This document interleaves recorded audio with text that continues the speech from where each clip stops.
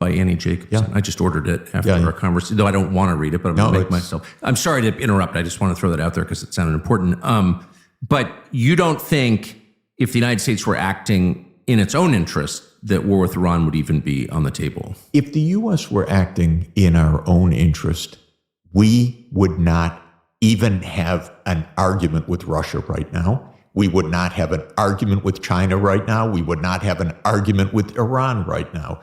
We'd actually be trading, having peaceful relations, and by the way, not to mention saving some hundreds of billions of dollars a year so that we could fix our roads and our potholes and our broken elevators and escalators and our decrepit passenger rail travel in this country. I keep having to get off of trains that are broken down because Amtrak breaks down all the time, it seems, or maybe only when I'm riding it. But in any event, yeah, we could actually do something for our country if we were less obsessed about or less drawn into these conflicts, which are all solvable on a political level without war.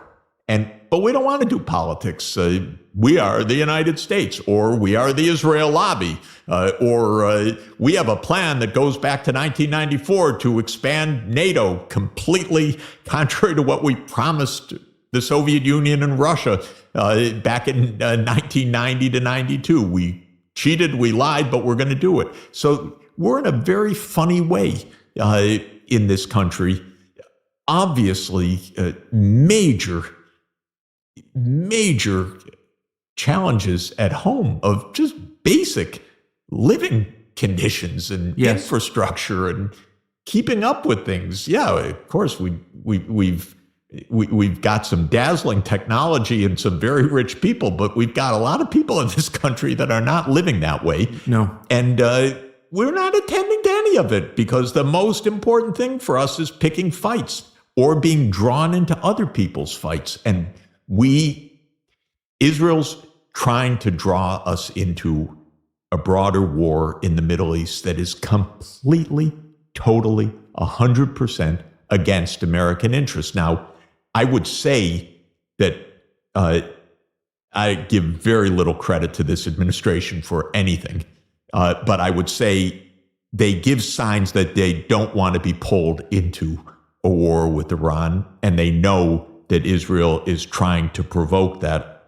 and they're torn because the Israel lobby is really powerful, and it's clear the games that Israel is playing in provoking Iran and Hezbollah, northern Lebanon, and essentially at the core being unwilling to talk about any political settlement that gives the Palestinian people a state and some rights as the way to end all of this conflict. And instead, what Israel wants is that the U.S., protects their most extremist positions. And this is, of course, not in the U.S. interest. It's not in the U.S. interest to be in a war with Russia.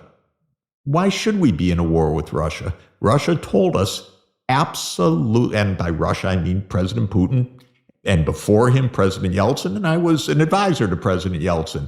The Russian presidents told us absolutely clearly, we can cooperate, we can have normal relations, but don't crowd us with your military bases on our border.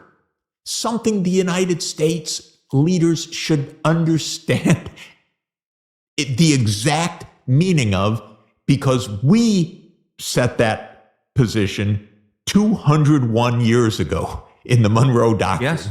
And we have repeated it basically every year since, which is don't crowd us with your military in our neighborhood. That's all. That's all the Russians said. We absolutely refused to listen to this. What did the Chinese say? Something very, very simple. The Chinese say, we are one China. You, the Western countries, led by Britain in the 19th century, And then with all of the imperial powers, including Japan, at the end of the 19th century and into the 20th century, tried to dismember us, China. You tried to pull us to pieces. You conquered territory. You invaded us many times. In fact, to my mind, the most cynical war of modern history was Britain's invasion of China in 1839, called the First Opium War, which was to force China to accept British opium in trade. The Chinese knew, no, we don't want to become opium addicts. And Britain said, hell, this is free trade. It's our opium. As if, the Colombian cartel would invade us and on free trade principles. So in any event, the Chinese are saying one thing: don't dismantle us, okay? We went through that. We went through 150 years of that. So Taiwan, that's part of China. You said it, United States. That's the basis of our diplomatic relations. Stop provoking. That's all. We can have perfectly normal relations, but don't play the game of trying to break us apart. But we have forces in the U.S.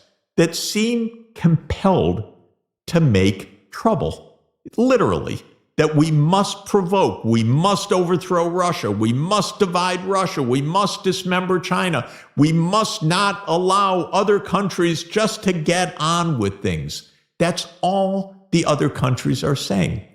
When I say these things, it sounds so weird, by the way, to Americans who are reading the New York Times or reading the Washington Post or reading the Wall Street Journal, because Mr. Sachs, China's our enemy. They're doing all these terrible things. Russia, they're the imperial blah, blah, blah. Because we're fed a bunch of lines that are complete nonsense. But if you say it again and say it again and say it again, and the U.S. is, you know better than anybody, USG trying to control the narrative, trying to control what we hear, trying to control what social media can say, well, the simplest truths become completely clouded. So the point is, you asked me, does the U.S. have an interest in war with Iran? Of course not. Does the U.S. have an interest in war with Russia? Of course not. Does the U.S. have an interest in war with China? God forbid is my only answer. Right. Would be probably the end of the world. And I think there's a widespread recognition of that we can't win a war against China, obviously. And I think most people know that we're not winning our current war against Russia. Most people understand that. But I think in the public mind, I'm just guessing, but that Iran seems very far away and primitive. And maybe it is a country we can kind of push around, and maybe we could have some sort of limited engagement with Iran and kill the leadership, and then the freedom fighters take over and it becomes a democracy again. I think people may believe that. What would you say to them or to our policymakers who are making that case? Let me start by saying that Iran, or Persia, to use its classical name, is one of the greatest and ancient civilizations on the planet.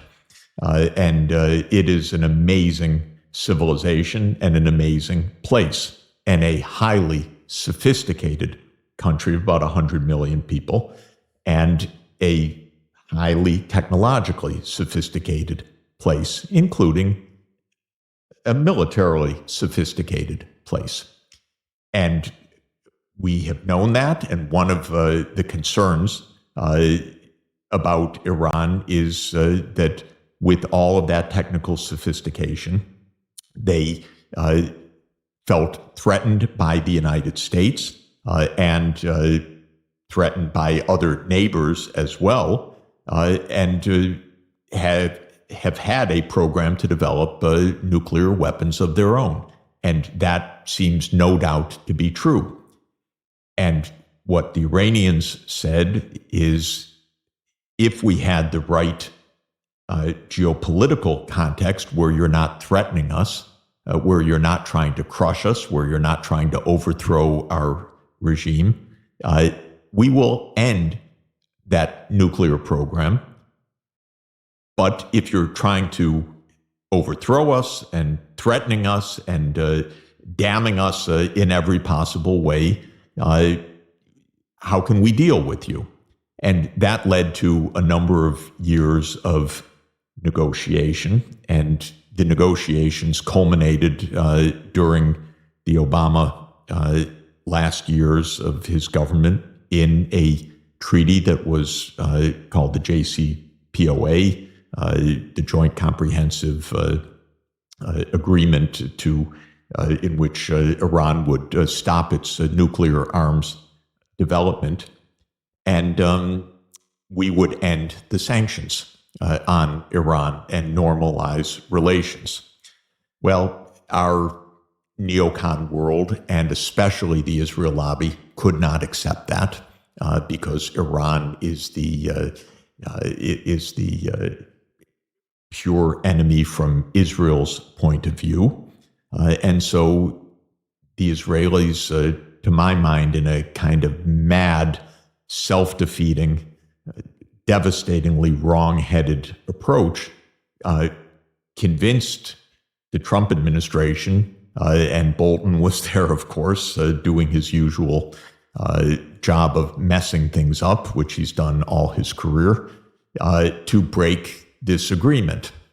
And the U.S. kept sanctions, pulled out of the agreement with Iran. And where are we today? Well, where we are today is that it's commonly said and reported that Iran is now either already with the nuclear weapons or with the nuclear weapons within reach in days or weeks, because it has been enhancing its uranium, and it could make a nuclear weapon if it chooses to do so. In other words, pulling out of diplomacy solved nothing. It didn't end any threat. It didn't topple any regime. It only pushed Iran to continue the course that it was on, and to put Iran and the U.S. on this collision course.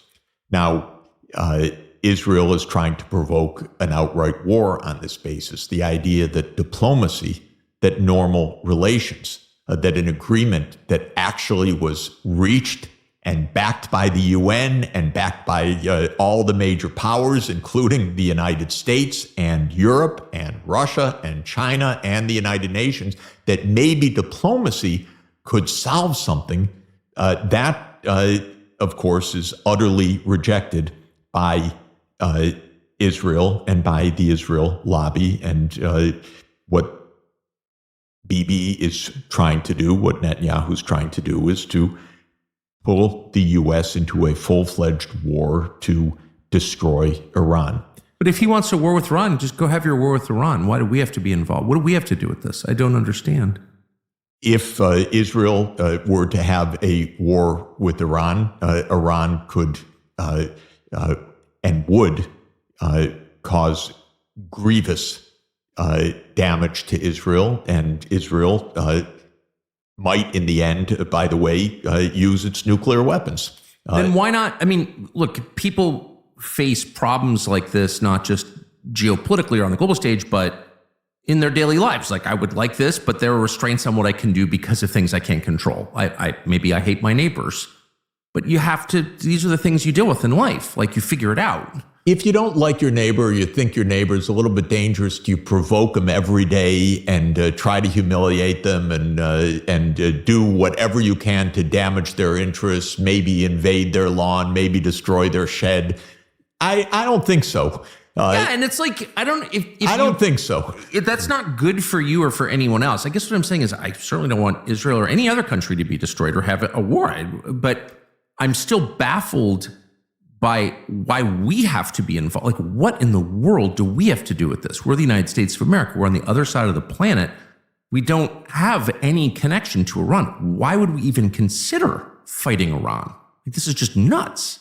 We would consider it because Iran is our implacable foe according to the Israel lobby and according to a propaganda that, of course, went back to the hostage-taking crisis of 1979 and the revolution in Iran. And like so many things in our world, you can tell a narrative as you like, as long as you hide every bit of real history.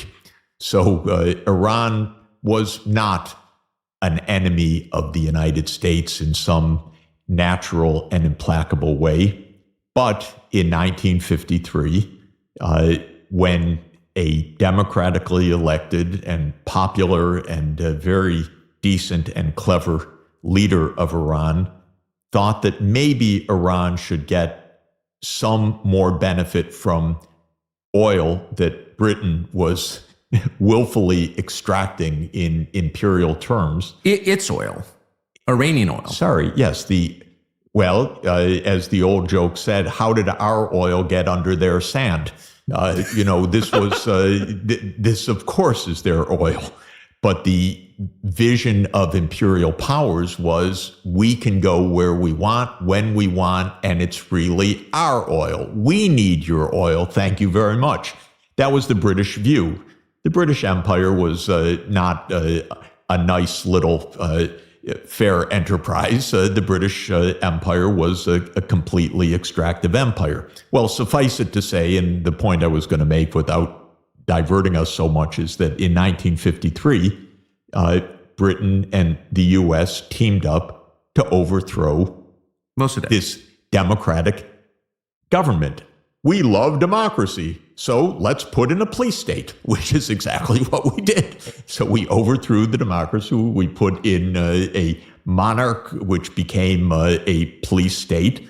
And the Iranians lived under that, and they didn't like it. And in 1979, as the Shah of Iran that we installed through a coup, a CIA MI6 coup, was dying of cancer, the Iranians said, okay, we want our country back.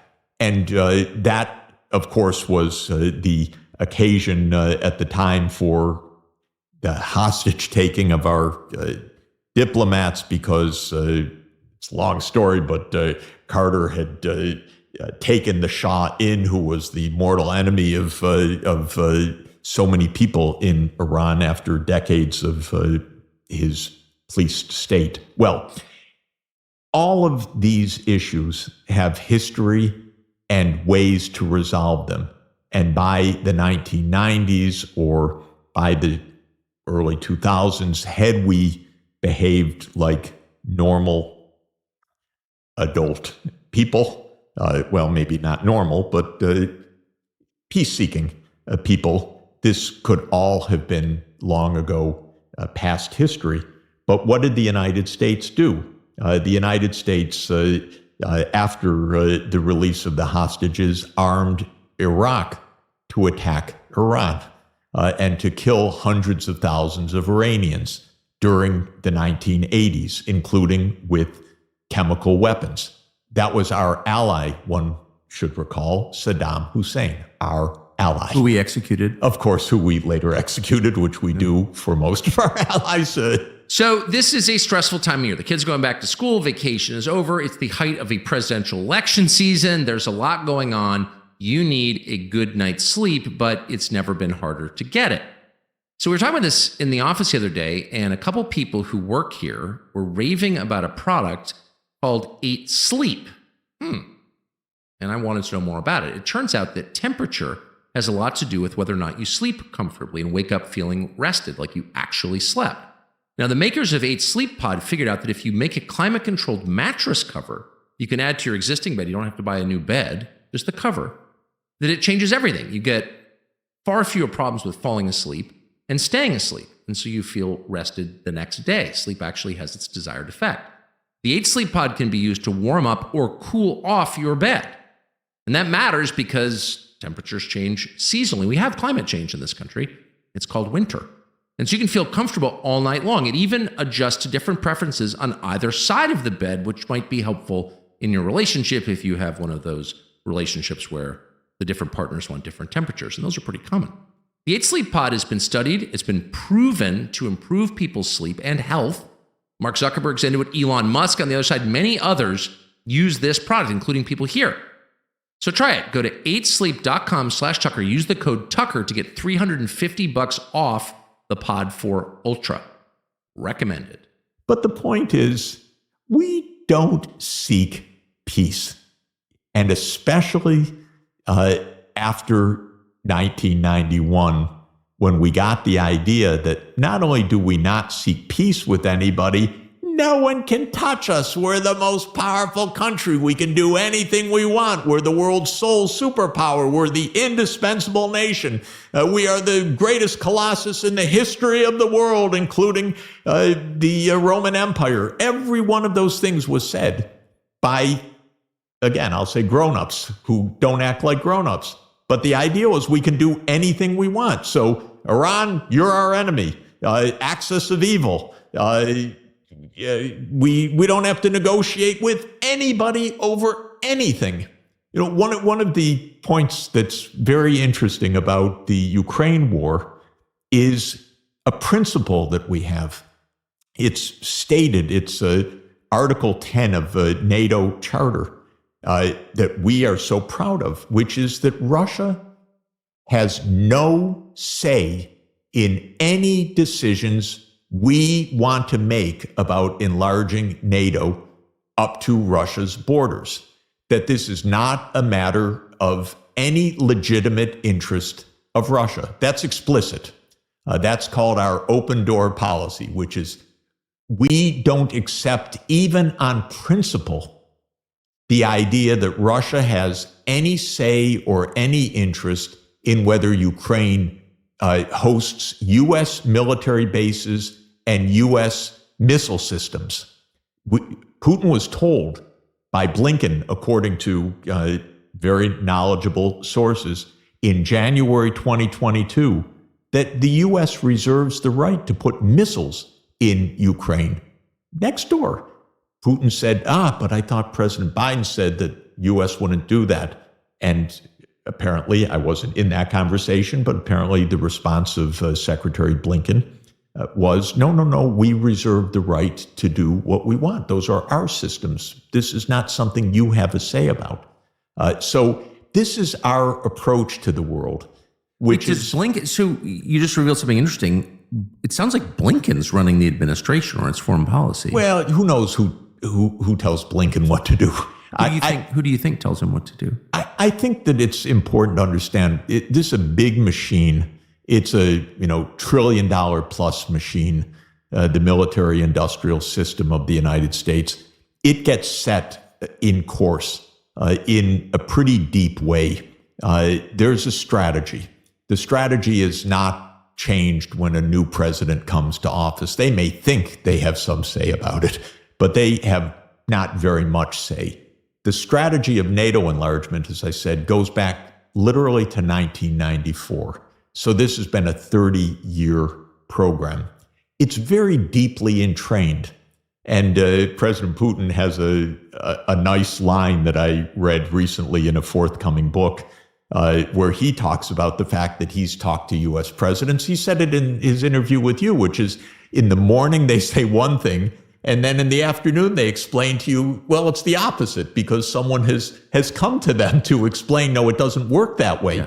And Condi Rice shows up. Yes, yeah. And in this forthcoming wonderful book by a historian who tracks this whole period, he quotes Putin as saying that the president will say something, but then the men in the dark suits and blue ties show up. And they explain to the president how it really is.